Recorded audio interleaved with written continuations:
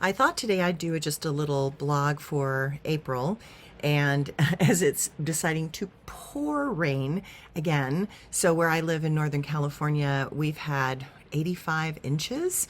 I'm the first wall of land off the Pacific Ocean from Japan, and so we get everything gets dumped on us. And don't think I'm complaining, because I'm not complaining, because we need the water and the water is really good.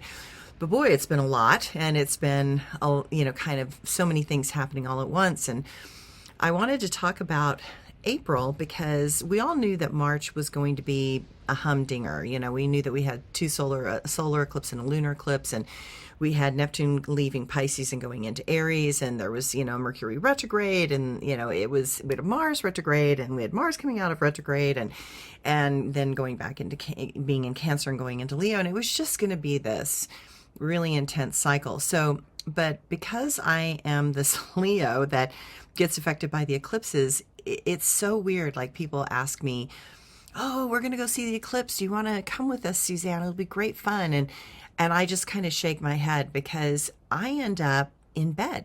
I mean, I am literally down with a migraine, physically violently ill.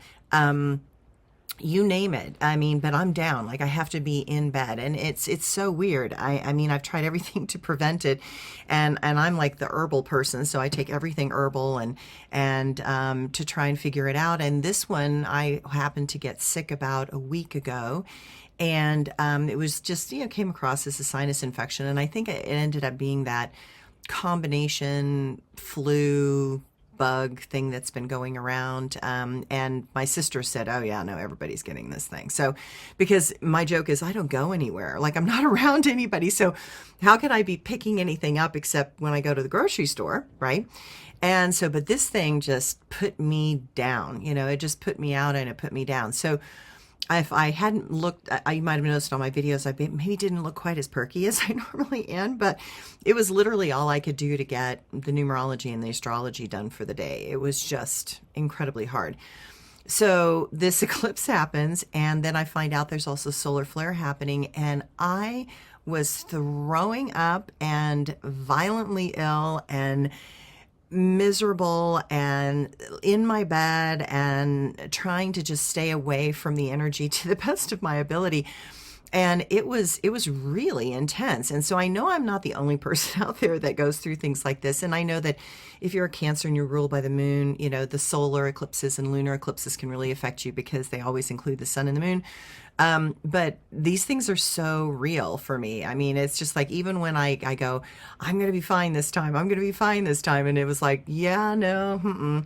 But I think it was the combination for me with the solar flares at the same time as the solar eclipse. Boy, that that really did me in. And because it's just like, I'm normally the not sick person, because all I do is herbal stuff, and I have an organic garden, and I don't eat anything that's not organic. And so I'm not the person who drinks Diet Cokes all days and eats hamburgers. So my diet is usually very clean and healthy because of my ascending aortic aneurysm, and so I do everything to make sure that my body has what it needs. But we are going into April, and while April, you might think, "Oh, we're out of the washing machine of the eclipses," I'm like going, well, it looks to me like there's a lot of underlying tension building. Now, the good news is that there are some breakthroughs. Like, I think people are going to start to get a little bit more organized around their money and their finances, and be able to put things together and make more sense out of it, which will be really good. But there's this underlying tension building. And I just say that because I think everybody's been feeling this tension for a long time now. And this tension is really getting to people. And you can't maintain this type of constant chronic tension. So I find people have a facade smile. They have a facade smile, and they're trying so hard to just make it through the day, be okay, make it through the day, not cause a problem, not cause an upset. But the tension that creates when you're holding up a false narrative for yourself takes a tremendous amount of energy, and you can do it, for periods of time, but eventually it wears away your reserves. And so what I look at April as is that you're starting to feel that tension. and the wearing away of your reserves. And then in May, May is, there's a lot that could go down in May. So I'm just giving everybody that heads up, so that you protect yourself to the best of your ability, protect your family to the best of your ability. And I had to chuckle because I have a lot of clients that are in finance. And I warned them, that the stock market was going to crash. I warned them like last year that the stock market was going to crash, probably around March, April, something like that. And they were like, oh no, all the markers are really good. The economy's really good. Da, da, da. And I said, no, you're not looking at what I'm looking at. You're not seeing that what's happening in the world right now is unprecedented. What's going to go on is unprecedented. And that you would be amazed at how much can be destroyed really quickly, like the fall of the Roman Empire. It took a week, so it's just that place that we have to really pay attention to what's going on and where we are, and be as honest as we can be. Try not to hold up a false narrative for yourself. Take rest, relax, sleep. Don't watch the news. Don't, deal with certain things. Don't deal with any people who are negative. There's just no point. There's just no point in dealing with people that are going to be negative and angry and bitter and resentful and throw a lot of crap around.